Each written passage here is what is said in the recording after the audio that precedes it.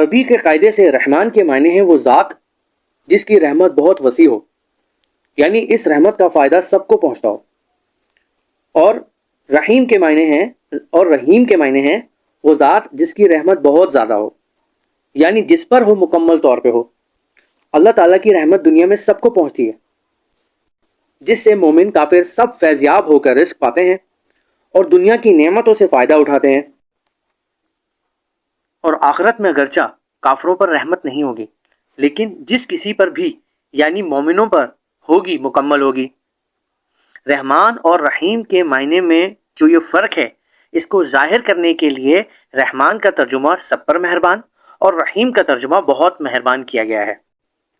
اگر کسی عمارت کی تعریف کریں تو در حقیقت وہ اس کے بنانے والے کی تعریف ہوتی ہے، لہٰذا اس کائنات میں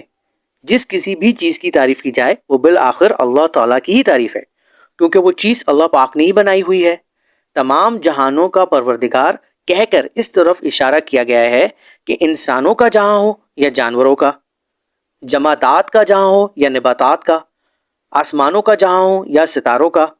سیاروں کا جہاں ہو یا فرشتوں کا، سب کی تخلیق اور پرورش اللہ کا ہی کام ہے،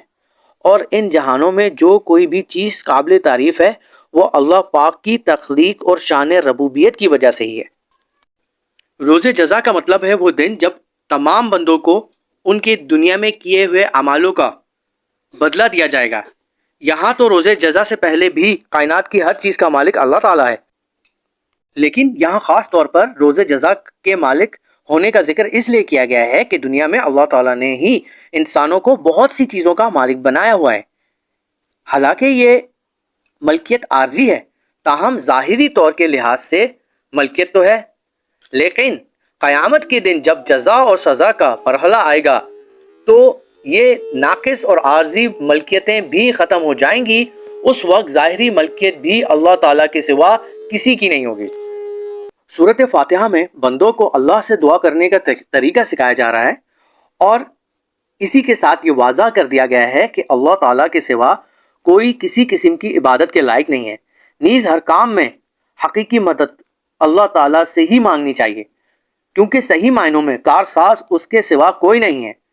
دنیا کے بہت سے کاموں میں بعض اوقات کسی انسان سے جو مدد مانگی جاتی ہے وہ اس کو کارساز سمجھ کے نہیں مانگی جاتی، بلکہ ایک ظاہری سبب سمجھ کے مانگی جاتی ہے۔